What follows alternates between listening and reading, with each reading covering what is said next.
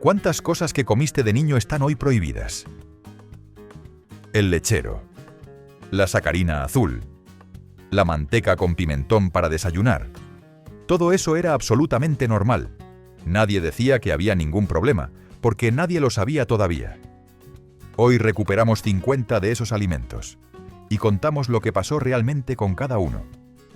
Si eres de los que recuerdan el repiqueteo de la cántara del lechero por las escaleras del edificio, este vídeo es para ti. Quédate hasta el final. La gaseosa.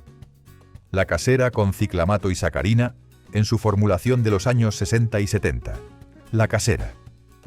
Ese refresco que olía a frescor de verano y que tu madre ponía en la paella del domingo o en el vaso con un poco de vino tinto para los adultos en las comidas de fiesta. Las burbujas pequeñas y nerviosas, el dulzor peculiar que no era exactamente el de ningún otro refresco del mercado. Ese punto ligeramente artificial que lo hacía inconfundible. Ese sabor venía de una combinación de ciclamato y sacarina en cantidades que los estudios americanos de 1969 ya consideraban problemáticas. Mientras en Estados Unidos se retiraban esos edulcorantes de muchos productos, en España la casera seguía en todos los bares y en todas las mesas del domingo. Su reformulación en los años 80, obligada por la presión regulatoria europea, eliminó el ciclamato de la fórmula. Y con él desapareció ese sabor exacto que toda una generación española tenía grabado en algún lugar entre la memoria y el estómago. Hoy no hay manera de reproducirlo, porque el ingrediente que lo hacía ya no está permitido en las dosis que se usaban. Solo queda el recuerdo de aquel vaso en la merienda de los veranos, de aquellas burbujas contra el paladar en un día de calor, de esa sensación de refresco que era completamente española y que pertenecía a un tiempo concreto que no vuelve. Quedó también el sonido del sifón abriéndose y el hielo chocando contra el cristal grueso. Pequeños rituales domésticos que anunciaban fiesta, sobremesa larga y risas, cuando el mundo parecía caber entero en una mesa familiar. El pimentón adulterado con harina, colorantes artificiales y aceites minerales. Aquí hay algo que cuesta creer, pero está documentado en las actas de inspecciones sanitarias de la época. El pimentón dulce o picante, que se vendía en los mercados y ultramarinos de los años 50 a los 70, era adulterado con cierta frecuencia y en algunas zonas con frecuencia muy alta. Harina de arroz teñida con colorantes azoicos para mantener el rojo intenso. Polvo de ladrillo molido, sí, polvo de ladrillo, recogido en inspecciones sanitarias de la época y documentado en los archivos del Ministerio de Agricultura. Aceites minerales añadidos para dar brillo y apariencia de frescura. Todo ello mezclado con el pimentón auténtico o sustituyéndolo parcialmente para estirar un producto caro y vendérselo a quien compraba sin poder comprobarlo en el momento.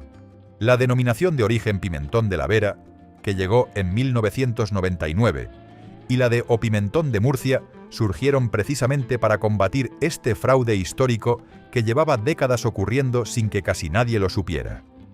El pimentón que tu abuela echaba en el sofrito y en el chorizo de la matanza podía ser auténtico, o podía no serlo, y si no lo era, nadie iba a decírselo. El vinagre de vino adulterado con ácido acético industrial en bares y restaurantes. Lo que se servía en muchos bares, restaurantes y comedores de empresa en España con el nombre de vinagre de vino no siempre lo era. El ácido acético de síntesis química, producido en laboratorio sin fermentación de ningún tipo, se mezclaba con agua y colorante caramelo para imitar el aspecto y el comportamiento del vinagre real en la ensalada. Era más barato, más estable y más fácil de producir en grandes cantidades que el vinagre auténtico de vino fermentado. El consumidor que lo echaba sobre la lechuga del menú del día no tenía ninguna manera de distinguirlo, porque en el olor y en el sabor la diferencia era difícil de percibir si no se los ponías en paralelo. La normativa española de vinagres de 1986 exigió por primera vez que el proceso de fermentación acética fuera real y genuino, y prohibió que los sucedáneos de ácido acético llevaran la denominación de vinagre en su etiquetado. Hasta ese momento, lo que mojaba la lechuga en los comedores escolares podía no tener nada de vino ni de fermentación, solo ácido sintético con colorante marrón añadido. La miel adulterada con jarabe de glucosa y azúcar industrial vendida a granel. El Ministerio de Agricultura documentó en inspecciones de los años 70 y 80 que la miel vendida a granel en mercados municipales y directamente por algunos apicultores sin supervisión podía contener hasta un 40% de jarabe de glucosa o de maíz añadido. La miel pura es cara de producir porque requiere colmenas, abejas, tiempo y trabajo manual. El jarabe de glucosa es barato, tiene una textura similar a temperatura ambiente y se mezcla con la miel sin dejar rastro visible a simple vista. Para detectarlo haría falta un análisis de laboratorio que ningún comprador doméstico podía hacer en el mercado del pueblo. La normativa europea de 2001, la Directiva 2001/110/CE, estableció controles analíticos obligatorios que hicieron mucho más difícil este fraude a escala comercial. Antes de esa normativa, la miel que tu abuela ponía en el té de invierno o en el pan de los niños podía ser una mezcla con jarabe industrial, en proporciones que ella nunca habría aceptado si alguien se lo hubiera dicho en voz alta. Por eso hoy, al abrir un tarro auténtico, el olor a flores silvestres duele un poco. Trae de vuelta aquel mercado húmedo, las manos tendiendo el bote y la confianza ciega que antes bastaba para endulzar el frío. El turrón barato con grasas hidrogenadas y sucedáneos de almendra sin declarar.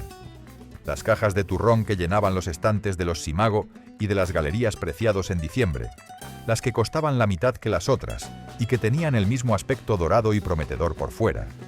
Por dentro llevaban grasas vegetales hidrogenadas en lugar del aceite natural de la almendra, aromas artificiales de almendra producidos en laboratorio, y en algunos casos la almendra misma estaba sustituida parcialmente por pepitas de albaricoque o de melocotón tostadas y trituradas que a ciegas tienen una textura y un sabor parecidos. Nada de eso figuraba en el etiquetado con ningún grado de claridad porque no había obligación de detallarlo. La denominación de origen de Gijona y turrón de Alicante, creada en 1991, fue la respuesta directa a décadas de fraude navideño sistemático que había normalizado el sucedáneo como si fuera el original. El turrón auténtico de almendra marcona con miel y clara de huevo quedó protegido por la denominación. El otro siguió existiendo con otros nombres. Muchas familias habían llevado años comprando el de la caja barata sin saber que no estaban comiendo lo que creían. El colorante rojo amaranto en las gelatinas de fresa y las bebidas de cola. El rojo intenso de las gelatinas de fresa de la merienda escolar en los años 70.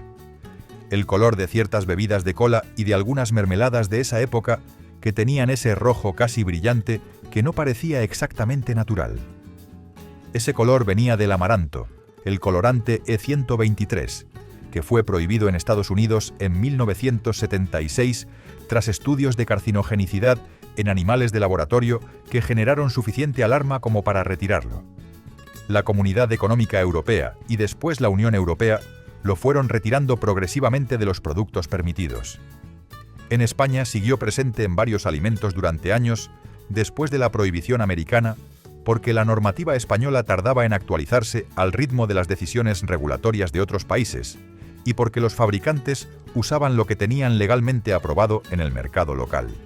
Las gelatinas de colores de la merienda llevaban dentro un colorante que al otro lado del Atlántico ya habían retirado por precaución. Aquí seguían siendo la merienda normal del martes. Aún hoy, al ver ese rojo imposible en fotos viejas, regresa el olor a aula, la fiambrera metálica y el eco de risas en el patio. Era magia cromática para un niño, antes de que la etiqueta del tiempo cambiara su significado. El jamón York industrial con polifosfatos y agua añadida sin declarar en el etiquetado. El jamón de York de las marcas baratas de los años 70 y 80, el que se vendía en el charcutero cortado a mano con ese cuchillo grande y curvo, o en lonchas envasadas en plástico translúcido, contenía polifosfatos, féculas y agua añadida en cantidades que no se declaraban en ningún etiquetado, porque no había obligación legal de hacerlo. Los polifosfatos son aditivos tecnológicos que retienen el agua dentro de la carne durante el proceso de cocinado industrial, aumentando el peso final del producto y, por tanto, el precio que pagaba el consumidor por algo que en gran parte era agua. La normativa posterior, el Real Decreto 1376 de 2003, estableció categorías obligatorias diferenciadas, jamón cocido, fiambre de jamón, y obligó a declarar el porcentaje real de carne en cada producto. Antes de eso, el consumidor no tenía ninguna manera de saber qué porcentaje de lo que estaba comiendo en el bocadillo era músculo de cerdo y qué porcentaje era agua retenida con aditivos que tampoco se declaraban. Y si esto ya te está sorprendiendo, lo que viene ahora afecta a cosas que estaban en todas las casas, en todos los bares, en todos los recreos. Los churros y porras fritos en aceite reutilizado sin ningún control sanitario. Las churrerías de barrio de los años 70 y 80. La sartén grande de hierro negro sobre el fuego. El aceite que borboteaba con ese sonido de fritura profunda que se oía desde la calle. El aceite que se reutilizaba durante días, a veces con mezclas de aceite de girasol y manteca que nadie registraba ni controlaba y que se iban añadiendo nuevas cantidades sobre el aceite ya degradado de los días anteriores. El aceite de fritura degradado por uso repetido y temperaturas altas produce acroleína, aldehídos tóxicos y compuestos policíclicos aromáticos que pasan directamente al alimento que se fríe en él. La normativa sanitaria de los años 90 estableció límites de compuestos polares en los aceites de fritura comercial, con un máximo del 25% de compuestos polares totales, y obligó a controles periódicos en establecimientos de hostelería con fritura habitual. Antes de esa normativa, el aceite de las churrerías de barrio podía llevar días de uso sin que nadie midiera nada ni nadie preguntara. Los churros del domingo por la mañana que bajabas a buscar con el abuelo, con el papel engrasado y el azúcar por encima, se freían en aceite cuyo estado real nadie conocía. La horchata de chufa artesanal sin pasteurizar vendida a granel y a temperatura ambiente. Las horchateries valencianas de los años 70 y 80. El vaso de horchata fresca sacado de la jarra de barro o del recipiente de aluminio que llevaba horas a temperatura ambiente en el mostrador, con el granizado de hielo encima y la Farton al lado. La horchata fresca sin pasteurizar es un caldo de cultivo especialmente favorable para Listeria monocitogenes, E. coli y Salmonella cuando se mantiene a temperatura ambiente durante periodos prolongados porque contiene los nutrientes y la humedad que esas bacterias necesitan para multiplicarse. Varios brotes de gastroenteritis documentados en Valencia en los años 80 se vincularon directamente con el consumo de horchata artesanal sin pasteurizar servida a temperatura ambiente. La normativa valenciana, de 1990, y el Real Decreto 650 de 2011 establecieron la obligación de pasteurización y de mantenimiento en cadena de frío desde la producción hasta el consumo. La horchata de antes sabía diferente porque era diferente. Una parte de esa diferencia era también el riesgo que llevaba dentro cuando hacía calor y la jarra llevaba horas fuera del frío.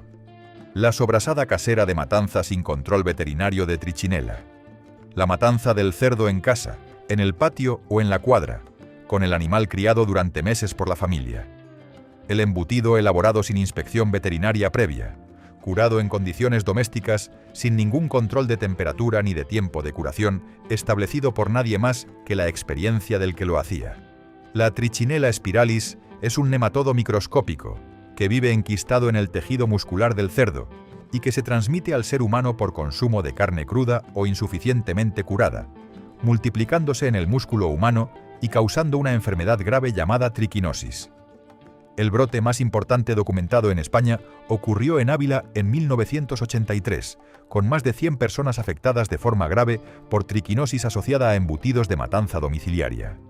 Ese brote aceleró la imposición progresiva de la obligación del control veterinario previo en las matanzas domiciliarias, con análisis de la carne antes de cualquier elaboración. La sobrasada y el chorizo casero de antes eran exactamente los de toda la vida, hechos con las manos y con el saber de siempre. Pero el riesgo que podían llevar dentro también era real. El queso manchego artesanal de leche cruda, sin pasteurizar para venta fuera de la región de producción. El queso manchego de toda la vida se hacía con leche cruda de oveja manchega, sin pasteurizar, exactamente igual que siempre se había hecho desde que hay constancia de que se fabricaba queso en La Mancha. El Reglamento Europeo 853 de 2004 establece la obligación de pasteurización para quesos frescos y de maduración inferior a 60 días que se destinan a la venta fuera del punto de producción y sin control veterinario registrado. Los quesos curados de maduración superior a 60 días pueden seguir elaborándose con leche cruda bajo el amparo de la denominación de origen, que existe desde 1984 y fue actualizada en 2010, pero con protocolos de higiene y control que antes no existían. La versión artesanal de venta directa sin control, ese queso que el quesero del pueblo te vendía a ti porque te conocía de toda la vida y tú conocías a su familia, quedó limitada por la normativa higiénico-sanitaria. El sabor del queso manchego de leche cruda sin pasteurizar es genuinamente diferente al del pasteurizado. Esa diferencia hoy solo es legal bajo condiciones muy concretas, que antes no hacía falta cumplir. Las pastillas de caldo Starlux y gallina blanca con glutamato monosódico sin declarar. Las pastillitas de caldo que tu abuela echaba en cualquier guiso para que tuviera más sabor. 1 en el arroz, 2 en el potaje. A veces 3 en la olla grande de los sábados. El glutamato monosódico, el GMS, es el potenciador del sabor que da esa profundidad al caldo y que produce esa sensación de que la comida sabe a más de lo que tiene, esa quinta dimensión del sabor que los japoneses llaman umami.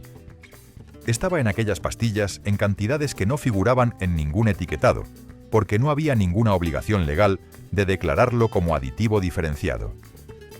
La normativa de la Unión Europea estableció el etiquetado obligatorio del GMS como aditivo E621 y su declaración en la lista de ingredientes de cualquier producto que lo contuviera.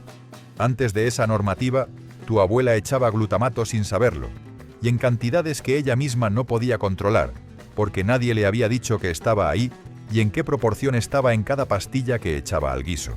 La leche condensada, la lechera en su formulación original con alto contenido de azúcar. La lata verde y blanca de la lechera.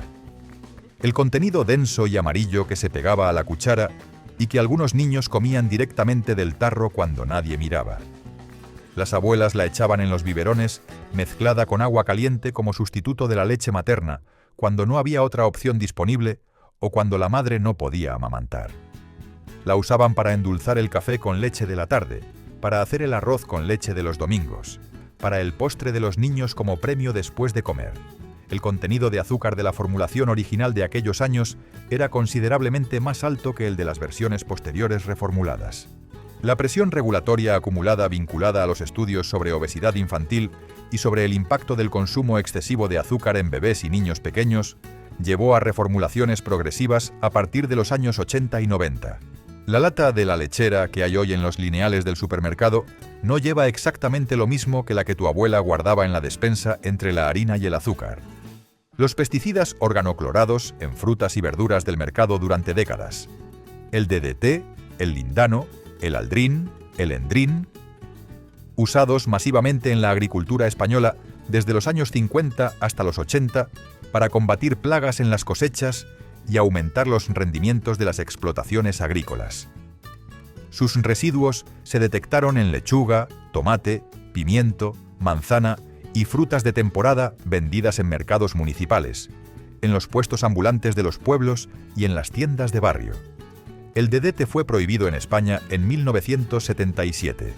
El lindano tardó mucho más, prohibido en la Unión Europea en el año 2000. Pero la residualidad de estos compuestos organoclorados en el suelo agrícola y en los tejidos grasos de los animales se mantuvo durante décadas después de su prohibición, porque son compuestos que no se degradan con facilidad y se acumulan en la cadena alimentaria. Las verduras del mercado de los años 60 y 70 llevaban residuos de pesticidas que hoy están prohibidos y cuya presencia nadie medía ni controlaba de forma sistemática. Nadie lo anunciaba en el puesto del mercado porque nadie sabía cuánto había exactamente en cada lechuga. El pan de molde industrial con aditivos antimohosos no declarados en el etiquetado. El pan de molde llegó a España en los años 70 en su caja rectangular de plástico como símbolo de modernidad, de cocina americana, de una forma de vivir que era nueva y diferente a la del pan de panadería de toda la vida. Lo que no se veía en la etiqueta era la batería de aditivos que llevaba dentro para conseguir que durara semanas sin moho, cuando el pan de panadería se ponía duro en 2 días. El propionato de calcio, el E282, y otros conservantes antimohosos similares estaban presentes en cantidades que no estaban declaradas, porque no había obligación legal de declararlos en aquel momento.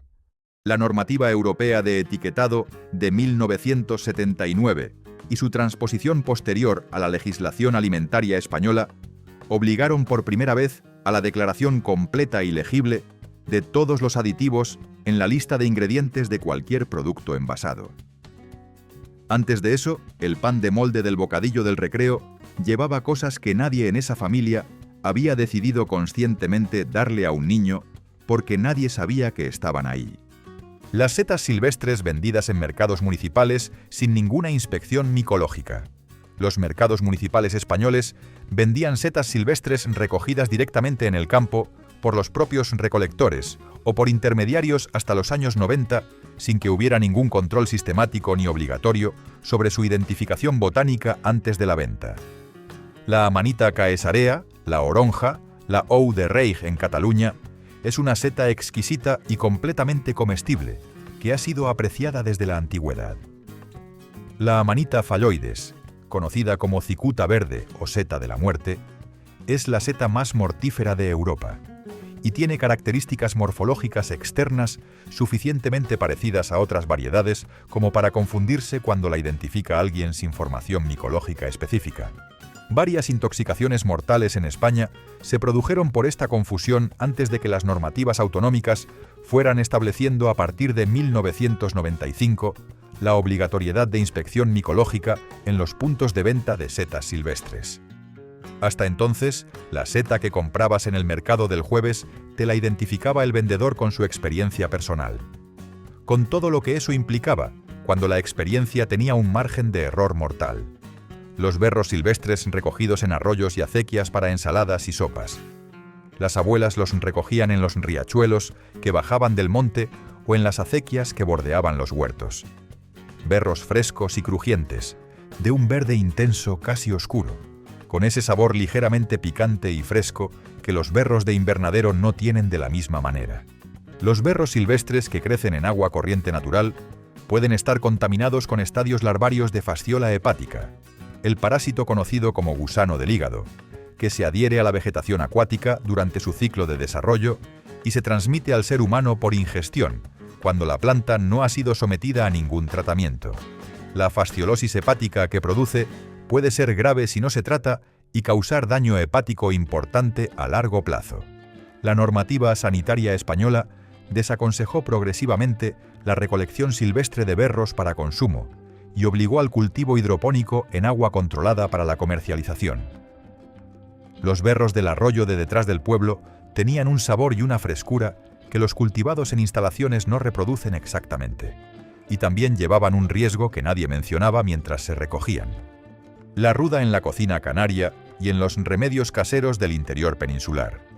La ruta graveolens, hierba aromática que en Canarias se añadía al ron como ruda con ron, una mezcla que se tomaba como digestivo y como remedio para varios males, y que en el interior peninsular tenía usos en la cocina rural tradicional y en remedios medicinales de transmisión oral. Es altamente abortiva en dosis que superan la cantidad meramente decorativa o de condimento mínimo. Fotosensibilizante cutánea, cuando hay contacto con la piel y exposición solar posterior, produciendo quemaduras químicas. Neurotóxica en cantidades elevadas por su contenido en alcaloides furoquinolínicos. Su venta en herboristerías fue limitada en España en los años 2000 y clasificada como planta de uso restringido por la normativa de la Agencia Española de Medicamentos y Productos Sanitarios. Las mujeres embarazadas que la consumían en infusión o incorporada a un licor en cantidades que parecían normales dentro del uso tradicional, podían estar tomando algo con efectos muy concretos y documentados sobre el embarazo que nadie les había advertido, porque el conocimiento de ese riesgo específico no estaba generalizado. El beleño negro como calmante de muelas y somnífero para niños inquietos. Hyoscyamus niger. Planta que crece con relativa facilidad en cunetas, terrenos baldíos y lindes de caminos de media España, y que en la medicina popular rural se usaba como analgésico natural para calmar el dolor intenso de muelas cuando no había dentista cerca, y como somnífero para niños que no conseguían dormir. Contiene hiosciamina, escopolamina y atropina, los mismos alcaloides que se usan en farmacología controlada y supervisada para dilatar la pupila en oftalmología, prevenir el mareo en cirugía y como anestésico adjunto. En dosis sin control preciso, son extremadamente tóxicos y pueden causar alucinaciones, taquicardia severa, sequedad extrema de mucosas y, en casos de sobredosis, la muerte. Su uso medicinal no supervisado está prohibido y perseguido. Hay documentación etnográfica de su uso en zonas rurales de Castilla y Aragón hasta bien entrados los años 70. Las madres que le preparaban agua de beleño a un niño que no dormía para conseguir que descansara no eran malas madres. Sencillamente no sabían lo que llevaba dentro esa planta que crecía junto al camino. El boldo en infusión diaria para el hígado tomado durante años sin límite. La infusión de boldo. Esa que recomendaban las herboristerías de barrio y que tu abuela tomaba todas las mañanas antes del desayuno porque era buena para el hígado y para la digestión.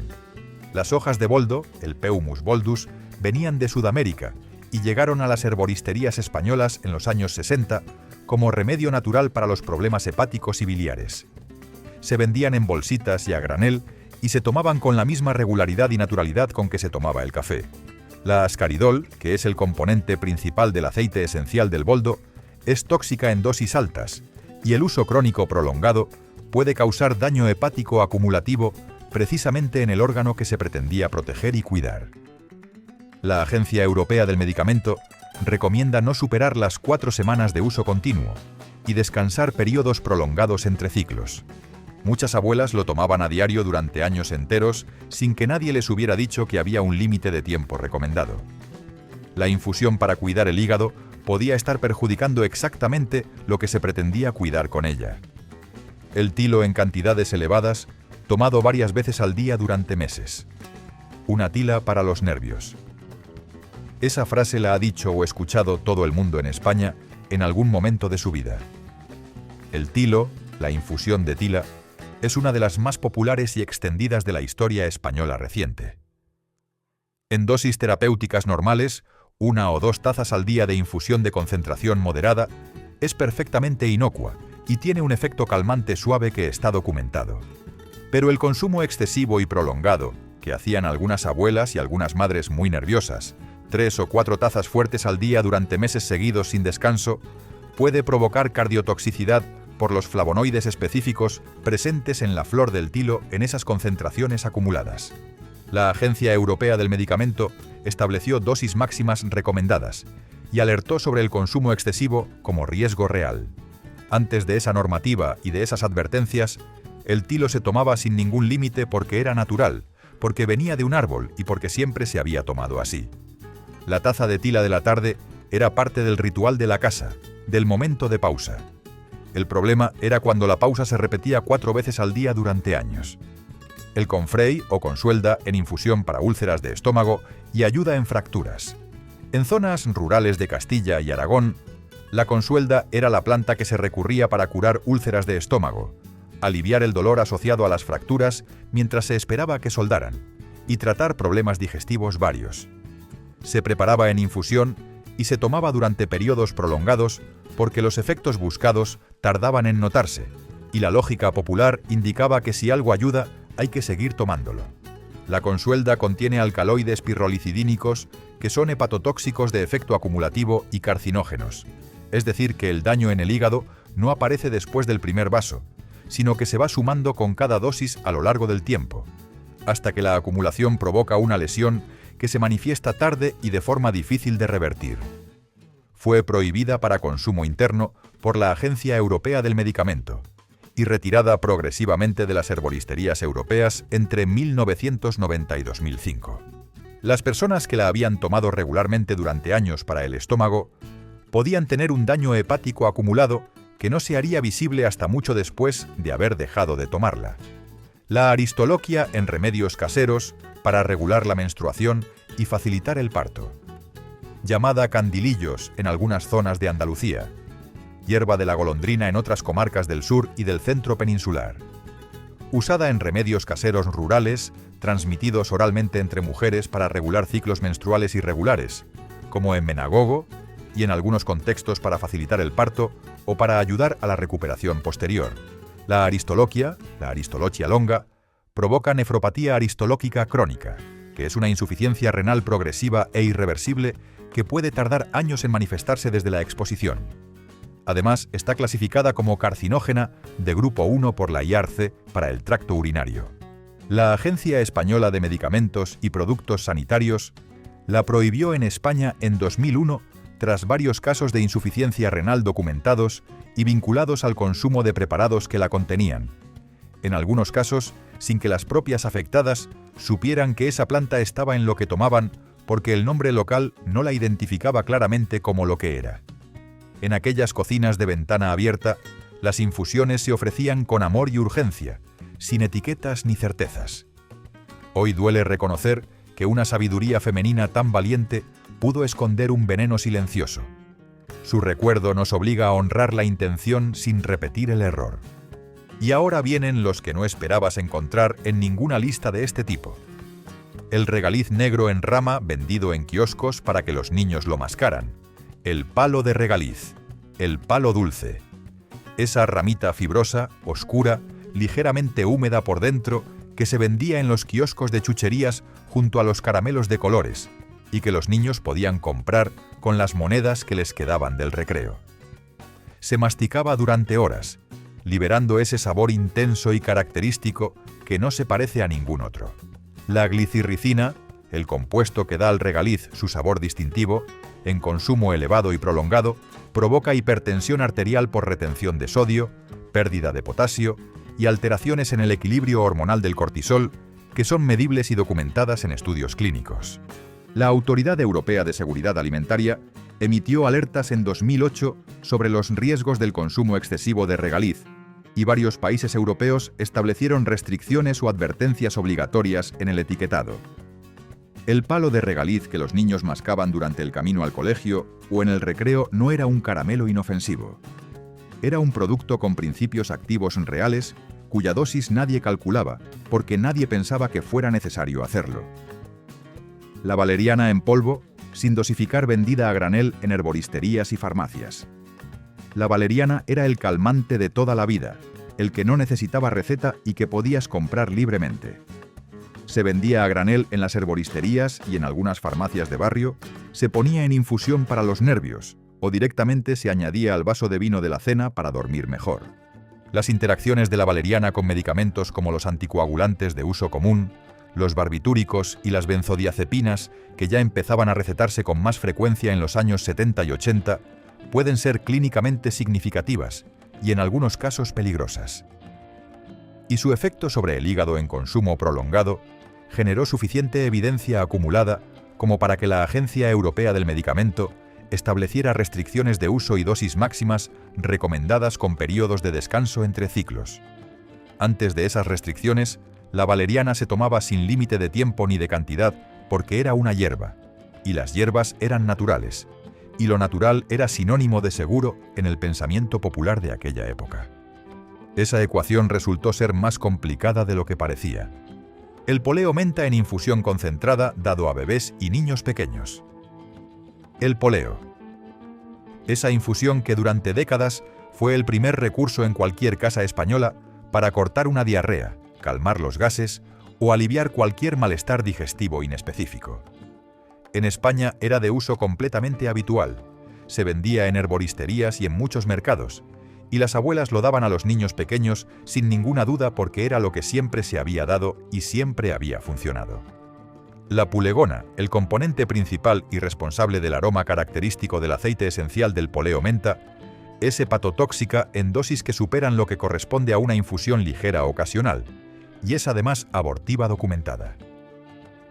La Autoridad Europea de Seguridad Alimentaria restringió el contenido máximo de pulegona en productos alimentarios destinados al consumidor general en 2013, y la normativa española limitó su venta a categoría de medicamentos sometido a supervisión.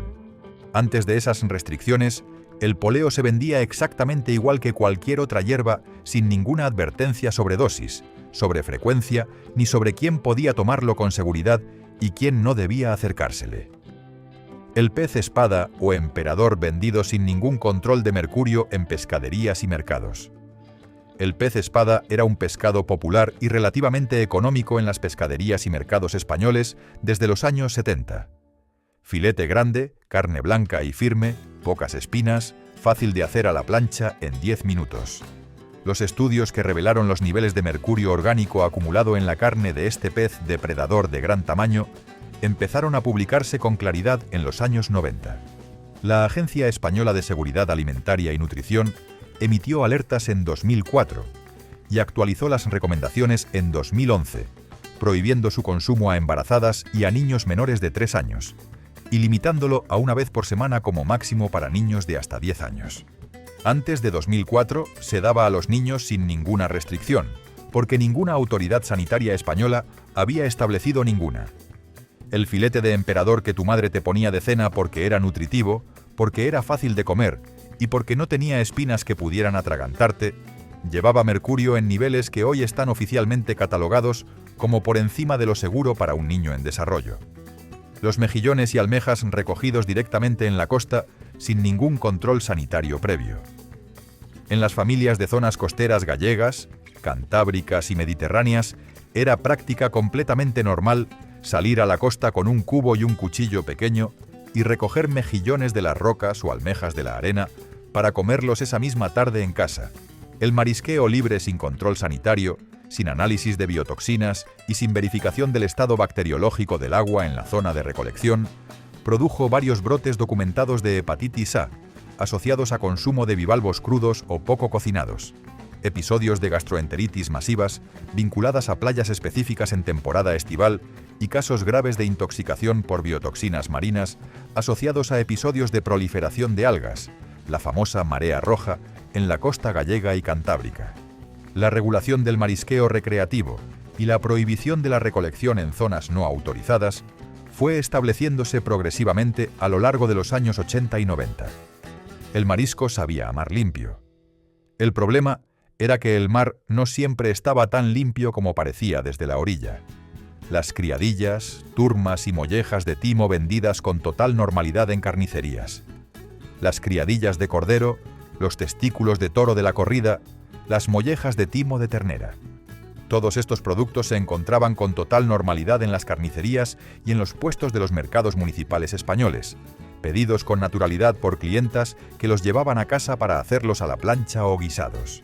La crisis de la encefalopatía espongiforme bovina, la enfermedad de las vacas locas, que golpeó Europa con fuerza entre 1996 y 2001, transformó de forma radical la normativa sobre tejidos animales destinados al consumo humano.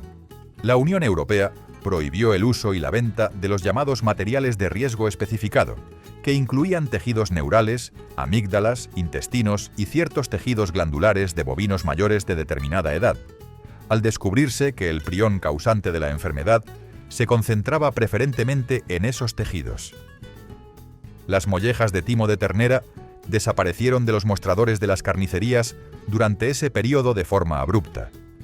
La carnicería de barrio que los tenía expuestos junto a los filetes y las chuletas tuvo que cambiar su oferta por decreto sanitario.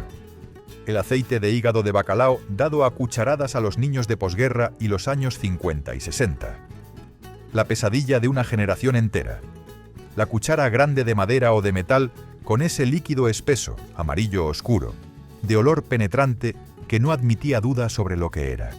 Las abuelas y las madres de posguerra y de los años 50 y 60 lo administraban a los niños cada mañana antes de desayunar para los huesos, para evitar el raquitismo, para que crecieran fuertes y resistentes en una época en que la malnutrición era un riesgo real.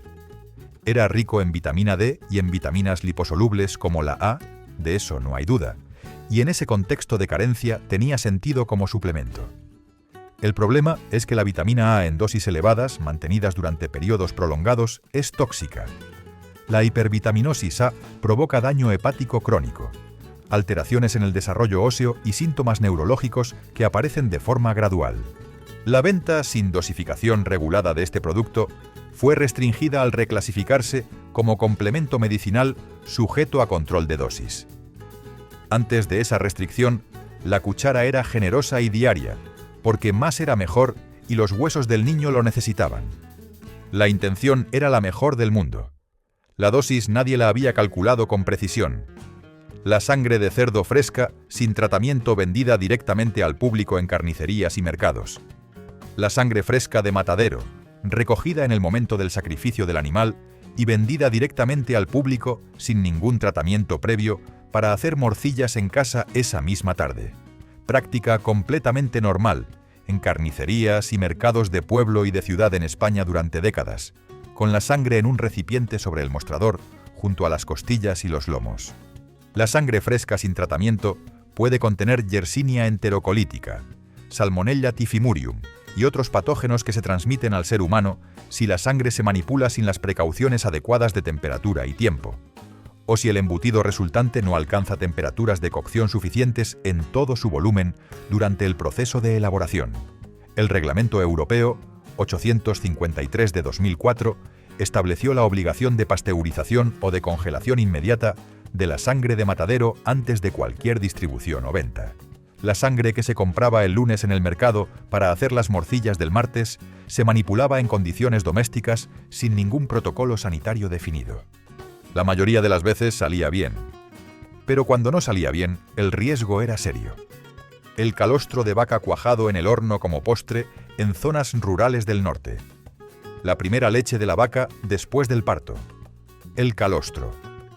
Espeso, de un amarillo intenso casi naranja, lleno de anticuerpos e inmunoglobulinas que el ternero recién nacido necesita para construir su sistema inmunitario en las primeras horas de vida. En zonas rurales de Galicia, Asturias y Castilla, cuando la vaca había parido y el calostro sobraba después de que el ternero había tomado lo que necesitaba, las abuelas cuajaban ese calostro en el horno a temperatura suave y lo servían como postre semisólido de textura única, la cuajada de calostro, que se comía con azúcar o con miel por encima. En el País Vasco existe la mamia, aunque la versión tradicional vasca auténtica se hace con leche de oveja y cuajo de cabrito. La venta comercial del calostro bovino está prohibida por normativa higiénico-sanitaria, porque no puede pasteurizarse de forma efectiva sin destruir las proteínas que lo hacen nutricionalmente valioso, y sin pasteurización puede contener patógenos bovinos peligrosos para el ser humano. Era un alimento absolutamente extraordinario en su composición. El problema era precisamente lo que lo hacía tan extraordinario: la leche cruda sin pasteurizar vendida a domicilio por el lechero cada mañana. El lechero. Ese personaje que aparecía a primera hora de la mañana en los barrios españoles con su bicicleta de carga o su pequeña furgoneta, la cántara de aluminio brillante que resonaba al golpear el manillar en los baches del adoquín, y el cazo de medida que usaba para echar la cantidad exacta en la jarra que le tendías desde el rellano o desde la puerta. Directamente del animal a tu recipiente, sin pasteurización, sin homogeneización, sin ningún tratamiento térmico que eliminara lo que pudiera venir dentro. La leche cruda puede contener Brucella abortus, agente de la brucelosis, Mycobacterium bovis, Listeria monocytogenes y E. coli de cepas patógenas, todos patógenos que la pasteurización elimina de forma efectiva y consistente. La brucelosis, conocida popularmente como fiebre de Malta o fiebre ondulante, era una enfermedad relativamente frecuente en la España rural antes de la generalización de la pasteurización. El Real Decreto 1679 de 1994 prohibió la venta directa de leche cruda al consumidor final. El lechero de las mañanas era parte del ritmo del barrio, una presencia familiar y esperada. Y su leche llevaba un riesgo que nadie cuantificaba porque nadie había dicho todavía en voz alta que estaba ahí. El nitrito sódico sin dosificación controlada en la chacinería artesanal y charcuterías de barrio. La sal curante. Ese compuesto rosado y ligeramente húmedo que se añadía a los embutidos y jamones cocidos en las matanzas domiciliarias y en las charcuterías artesanales de barrio, para dar el color rosado característico a la carne curada y para inhibir la proliferación bacteriana que podría hacerlos peligrosos. En dosis precisas y dentro de los límites que la normativa posterior estableció, es efectivo como conservante y relativamente seguro para el consumidor. En dosis altas sin control, el nitrito sódico es tóxico de forma directa y durante la digestión puede combinarse con aminas procedentes de la propia carne para generar nitrosaminas, compuestos con actividad carcinógena documentada en estudios de laboratorio. Las matanzas domiciliarias y las charcuterías artesanales añadían la sal curante a ojo, sin pesarla ni calcular la concentración exacta en función del peso y el tipo de carne que se estaba procesando. La normativa europea de los años 90 obligó a dosificación controlada registrada y verificable para cualquier establecimiento que elaborara embutidos para la venta. Antes de eso, la cantidad dependía de la experiencia del charcutero y de lo que le habían enseñado quien le había enseñado el oficio. La tartracina sin límite de cantidad en refrescos, caramelos y gelatinas industriales. El amarillo intenso de la casera de limón, de los trinaranjus de naranja, de los crush de los bares. El naranja brillante de las gelatinas de melocotón de la merienda escolar. El color de los caramelos de limón de la tienda de chucherías que se compraban con 10 pesetas. Ese color tan vivo y tan definido venía de la tartracina, el colorante E102, usado masivamente en refrescos, caramelos, gelatinas industriales y helados de los años 70 y 80 en cantidades que el fabricante fijaba en función del color que quería conseguir, sin ningún límite máximo establecido por la normativa de la época. Su vinculación documentada con hiperactividad infantil en niños sensibles y con reacciones alérgicas cruzadas en personas con hipersensibilidad a la aspirina llevó a la Unión Europea a establecer límites estrictos de cantidad en 2008 y a exigir la advertencia específica en el etiquetado de que puede afectar negativamente a la actividad y a la atención de los niños. Antes de 2008, se usaba cuanto hiciera falta para conseguir el color exacto que el diseño del producto requería. Y los niños se tomaban esos colores en cantidades que nadie había calculado. El ciclamato sódico en los productos de régimen y las pastillas de café de los años 60 y 70. Las pastillitas de edulcorante que las señoras más cuidadosas de la silueta echaban en el café para no engordar. Los refrescos de dieta de los años 70 antes de que existiera el concepto de dieta tal como lo entendemos hoy. Las gelatinas de frutas de régimen que se tomaban como postre para sustituir el flan. El ciclamato sódico fue prohibido en Estados Unidos en 1969 tras estudios en animales de laboratorio que sugerían posible carcinogenicidad, generando una reacción regulatoria que se extendió a otros países. España y la Unión Europea mantuvieron su uso con límites establecidos, pero fue retirado de muchos productos por la presión del mercado internacional y por la percepción pública de riesgo que generó la prohibición americana. Las señoras que echaban 2 o 3 pastillas en cada café del día no sabían que en el país que había inventado la cultura del adelgazamiento moderno, ese mismo compuesto llevaba años fuera del mercado. Tomaban régimen con algo que al otro lado del Atlántico ya era historia. En aquellas cocinas perfumadas a café requemado, cada cucharadita prometía ligereza y control. Hoy, al recordarlo, duele la ternura. Tanta voluntad bien intencionada puesta en un polvo que el tiempo acabaría desmintiendo. El bromato de potasio en las harinas de panificación industrial durante décadas. Este es uno que nadie recuerda porque no se veía, no se olía, no tenía sabor detectable y no figuraba en ningún etiquetado. El bromato de potasio se añadía a las harinas industriales de panificación para mejorar la elasticidad de la masa, fortalecer la estructura del gluten y acelerar el proceso de fermentación, haciendo el trabajo de la panadería industrial más rápido y el resultado más esponjoso y uniforme. Muchas panaderías de barrio que compraban harina preparada ya lo estaban usando sin saberlo, porque venía incorporado en la mezcla de harina que recibían del fabricante. La Unión Europea lo clasificó como posible carcinógeno del grupo 2B de la IARC y lo prohibió en la panadería comercial en 1990. En España, muchas panaderías dejaron de usarlo con la transición normativa sin saber exactamente qué habían estado usando los años anteriores, porque figuraba en la harina sin declaración clara. El pan esponjoso de la panadería del barrio tenía detrás un aditivo cuya historia acaba en prohibición europea. La grasa de ballena hidrogenada en las margarinas y galletas industriales de los años 70. España tuvo industria ballenera activa durante décadas. En Galicia, en las instalaciones de Caneliñas, en el municipio de Cangas, había una estación ballenera que operó hasta 1985, cuando la moratoria internacional de caza de ballenas, aprobada por la Comisión Ballenera Internacional, obligó al cierre de las instalaciones activas en todos los países firmantes. La grasa de ballena hidrogenada, declarada en los etiquetados de la época simplemente como grasa vegetal sin ninguna otra especificación, se incorporó en margarinas baratas, galletas industriales y bollería española durante los años 70 y parte de los 80 como materia prima disponible y económica procedente de la industria ballenera nacional. La prohibición internacional de la caza comercial de ballenas y la presión regulatoria creciente sobre los etiquetados alimentarios eliminaron este ingrediente de forma simultánea.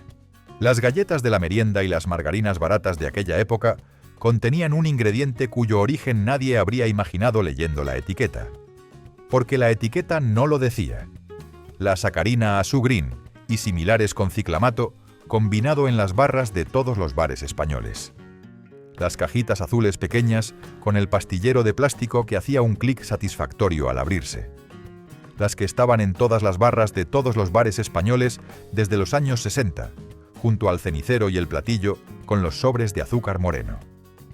Combinaban sacarina y ciclamato en una proporción específica que mejoraba el sabor de cada uno por separado y producía un dulzor más limpio que cualquiera de los dos solos. Las dosis que un cliente habitual podía acumular tomando 3 o 4 cafés al día con 2 pastillas cada uno superaban con holgura las que los estudios americanos de 1969 consideraban cuestionables para el ciclamato. Las cajitas azules siguieron en las barras españolas mientras otros países retiraban esos edulcorantes de sus mercados regulados. Eran el símbolo inequívoco de la barra de bar de los 70, tan integradas en el paisaje del mostrador como la aceitera de plástico y el posavasos de cartón. Y nadie preguntaba qué había exactamente dentro de esas pastillas tan pequeñas y tan cotidianas. El aceite de girasol a granel, sin filtrar en garrafas de plástico recicladas. En las cooperativas agrícolas y en algunas tiendas de ultramarinos de las zonas productoras de girasol en los años 70 y 80, se vendía aceite a granel en garrafas de plástico reutilizadas, a veces las mismas garrafas lavadas que habían contenido el lote anterior. Sin análisis de acidez. Sin filtrado que eliminara partículas en suspensión, ceras y impurezas propias del aceite sin refinar. Sin ningún control de calidad entre la prensa y el consumidor final. El aceite de girasol sin filtrar tiene una acidez variable según el estado de la semilla de partida y puede contener compuestos que se degradan con más rapidez que el aceite refinado al exponerse a la luz y al calor, produciendo peróxidos y aldehídos que afectan tanto al sabor como a la seguridad del producto. La normativa europea de 1993, que estableció la obligatoriedad del envasado con información sobre calidad, acidez máxima y origen, eliminó progresivamente esta venta a granel sin control. El aceite de la garrafa de plástico reutilizada era barato. El estado real de ese aceite nadie lo garantizaba. La margarina con grasas trans no declaradas presentada como la opción saludable.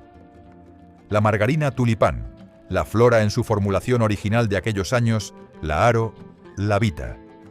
Las margarinas que llegaron a España en los años 70 y 80, presentadas por la publicidad y por una parte de la comunidad médica de la época como la alternativa moderna, ligera y saludable a la mantequilla animal y a la manteca de cerdo que habían sido el desayuno de generaciones.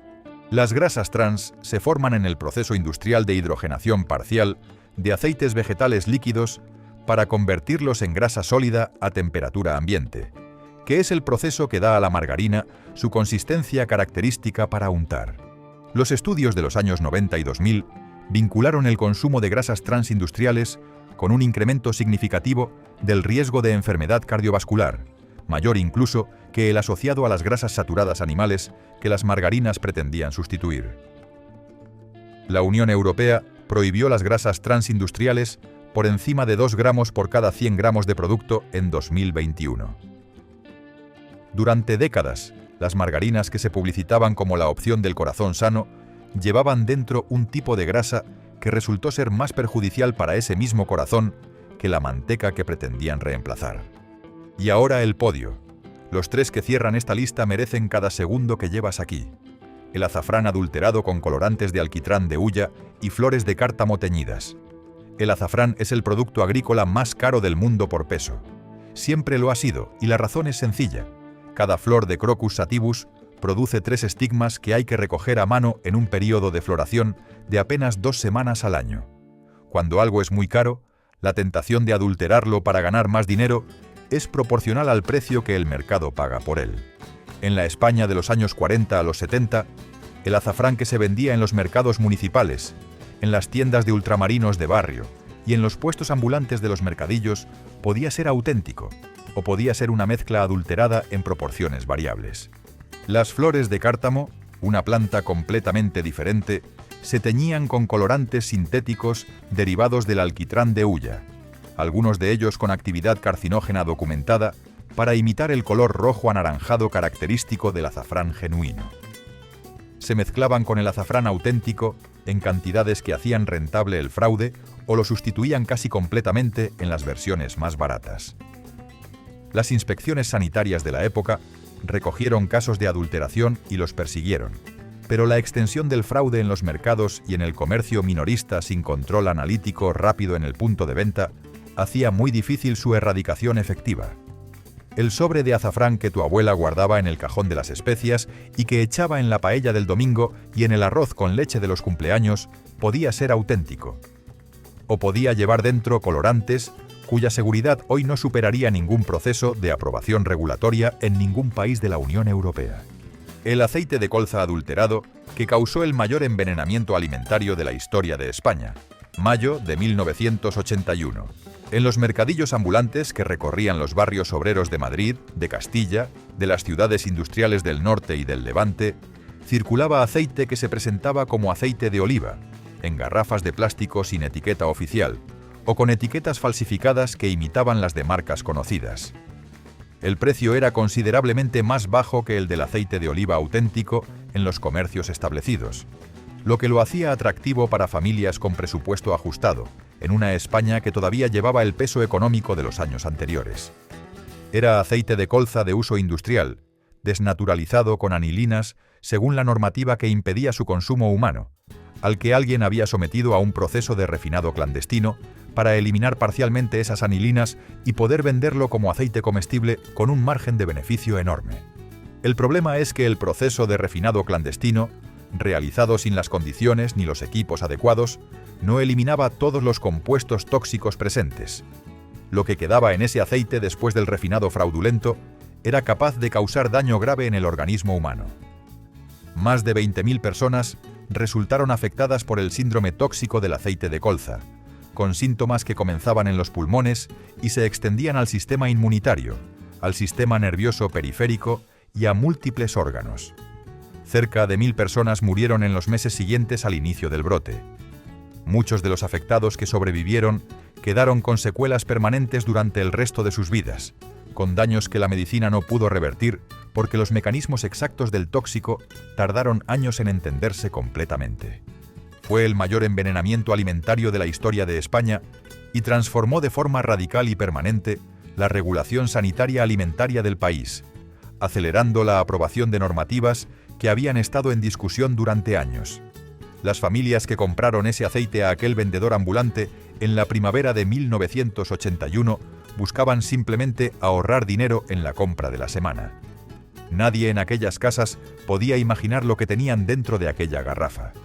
La manteca de cerdo blanca como grasa de desayuno habitual en la España rural y urbana de posguerra.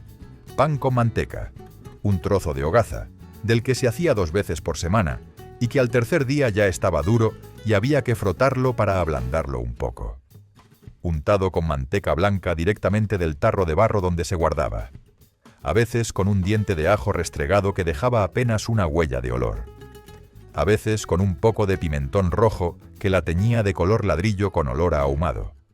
O con sal gruesa. O con aceitunas negras al lado. Eso era el desayuno en muchas casas españolas, en los pueblos y en los barrios de Madrid, Barcelona, Bilbao o Sevilla, hasta bien entrados los años 80. La manteca de cerdo fue blanco de las campañas sanitarias de los 80 contra las grasas saturadas, campañas que llegaron a España con fuerza, junto a las margarinas vegetales. Se dijo con repetición que la manteca mataba el corazón, una grasa animal peligrosa que debía sustituirse por margarinas modernas hechas con aceites vegetales. Eso decía la ciencia. Una generación entera de madres y abuelas, criadas con manteca, empezaron a comprar margarina creyendo de buena fe que mejoraban la salud de sus familias. Décadas después, la ciencia nutricional ha revisado esa posición. Se documentó que las grasas trans de la margarina eran, según estudios cardiovasculares posteriores, más perjudiciales que la manteca que pretendían reemplazar. La manteca de cerdo ibérico tiene una composición con una proporción de ácido oleico que se aproxima a la del aceite de oliva, según análisis bromatológicos de raza ibérica.